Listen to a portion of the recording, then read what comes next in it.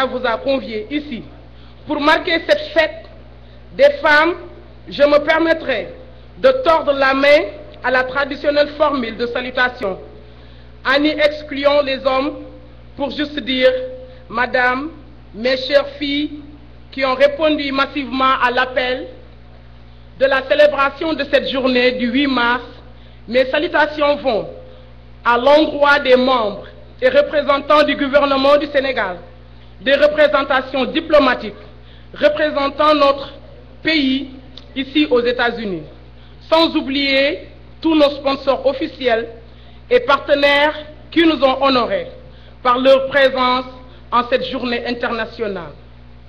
Comme vous le savez, nous sommes ici dans le cœur de Harlem, communément appelé Little Sénégal. Pour dire encore, la communauté sénégalaise, particulièrement l'ASA, a vu juste en décidant de tout donner en ce jour aux braves femmes africaines que vous êtes, en général et sénégalaises en particulier. La célébration de ce 8 mars nous donne l'occasion de rendre hommage à tous les Yacine Boubou et à Aline Sitoé Diatta qui bravent tous les jours, tous les mois, toutes les heures, les défis de l'aventure qui nous imposent notre situation ou notre condition de femme immigrée.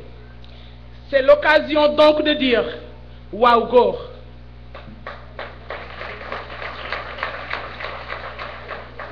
Et merci à toutes ces djambars sans lesquelles Wallo dina aay.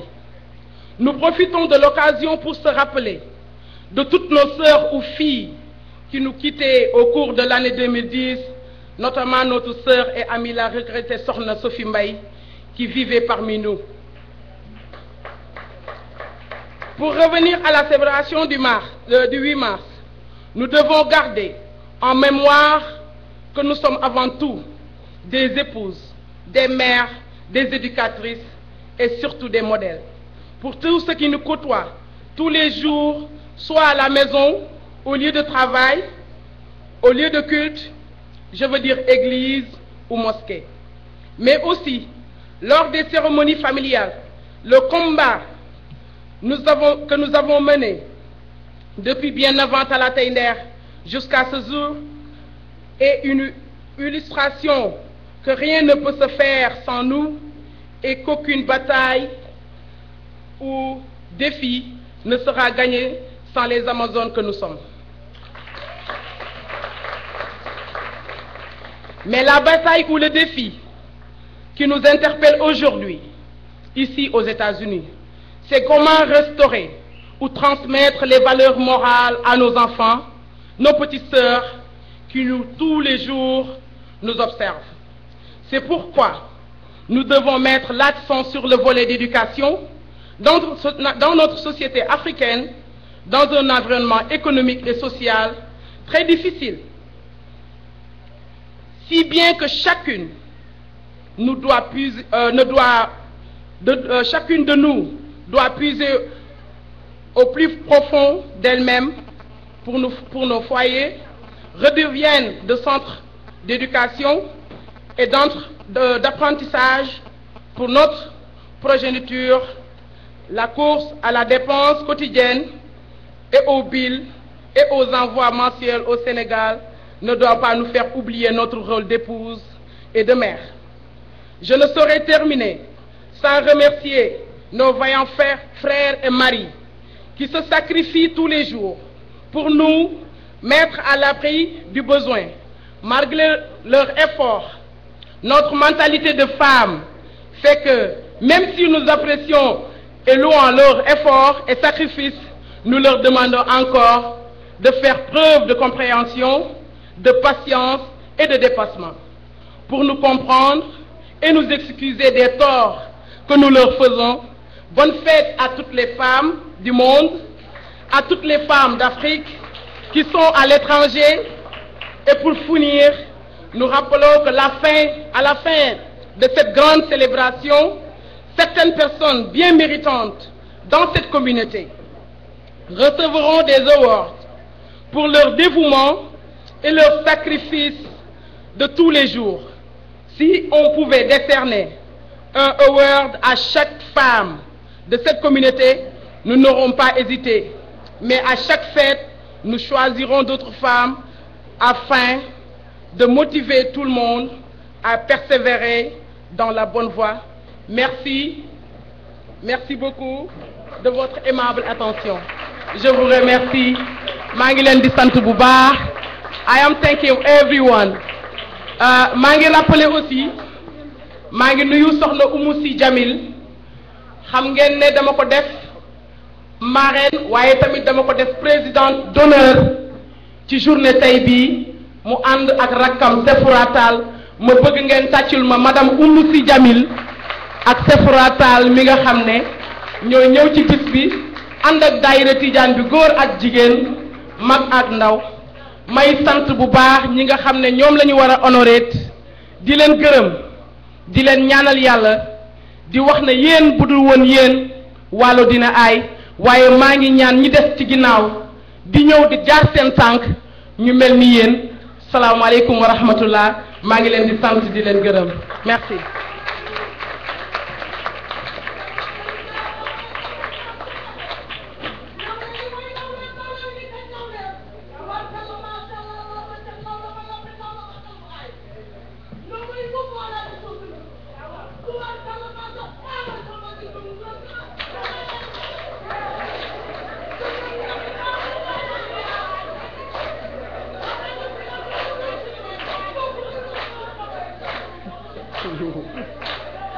Non, next. Merci Nogoy Mboup. Donc ñu continuer li des ci programme bi niñ ko waxee woon sànq kon prochain intervenant bi you gonna be next. Yeah, but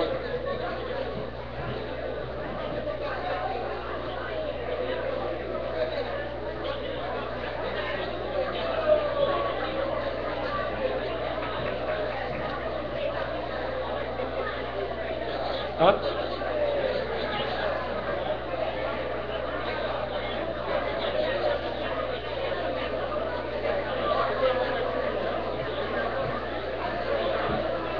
donc merci ñu continuer li des ci soirée bi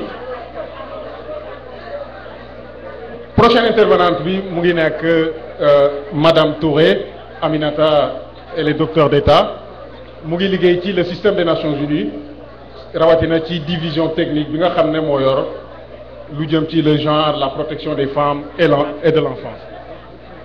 Donc madame Touré dana ñu wax protection yi jigéen ñi am rawatina défi yi nga xam ne ni moom la ñu jànkonteel.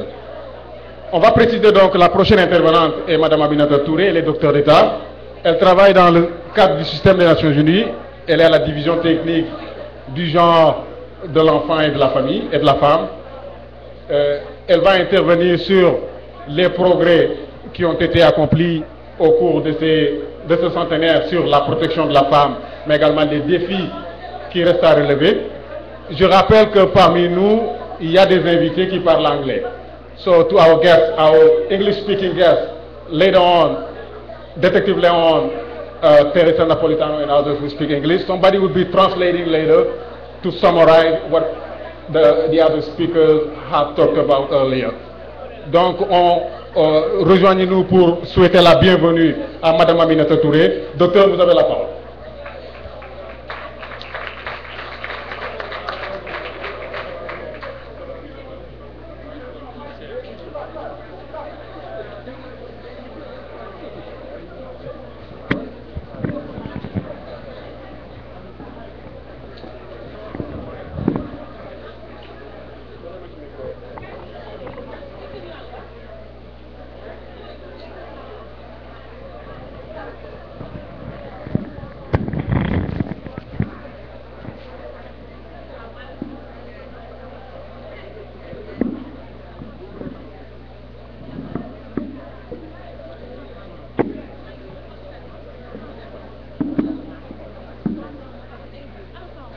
salaamaaleykum sama mbokk jigéen ñi maa ngi commencer par di leen féliciter ci bés bi.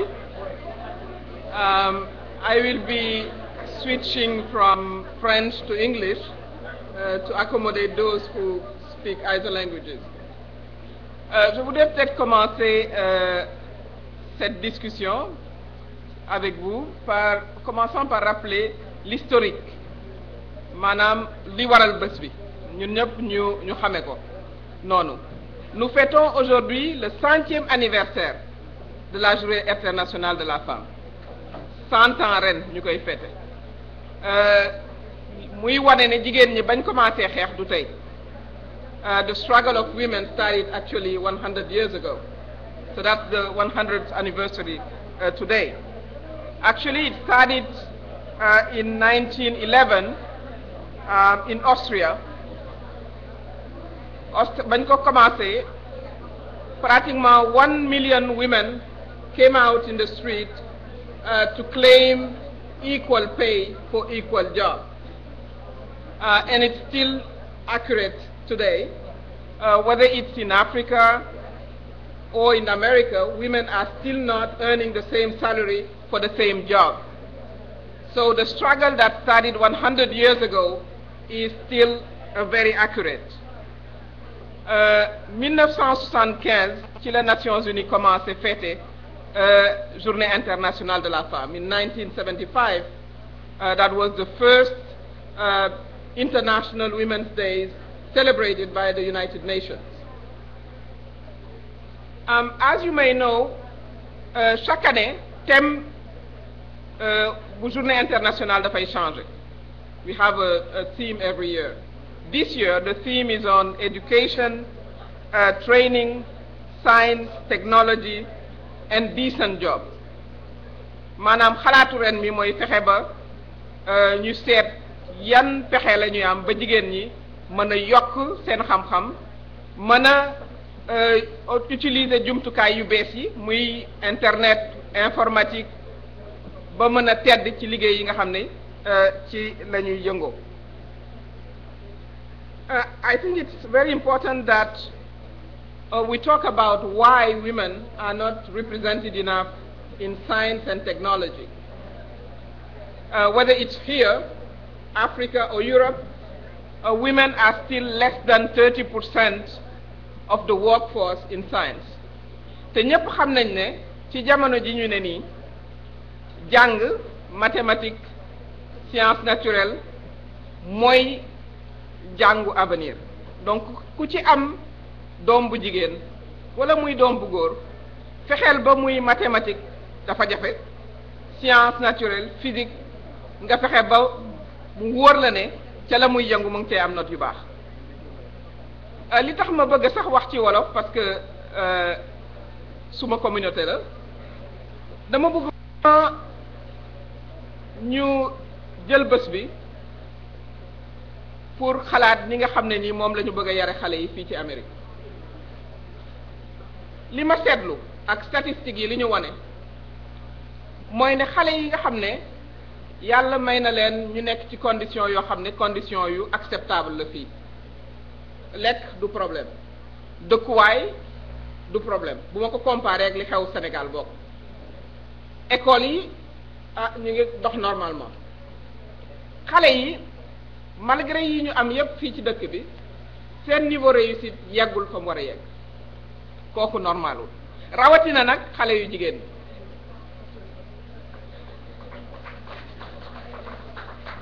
te kooku ñun ñii la du keneen ñun jigéen ñi ndax xale yi liñ ci seetlu mooy fi nga xam ne tubaab yi bu xale bi wàccee ñoo ngi koy surveiller devoir yi mu wóor leen ne def nañu ko ñu wóor leen ne bu fekkee ne note ba baaxul dinañ ut ay cours rattrapage effort bi nga xam ne moom la ci parents yi di def parents tubaab yi bokk ñun fekkuñu ci te kooku normalu comme tey nag bés bi ñoo ko moom muy bés boo xam ne it aussi ñun it dañuy waxante dëgg ci sunu biir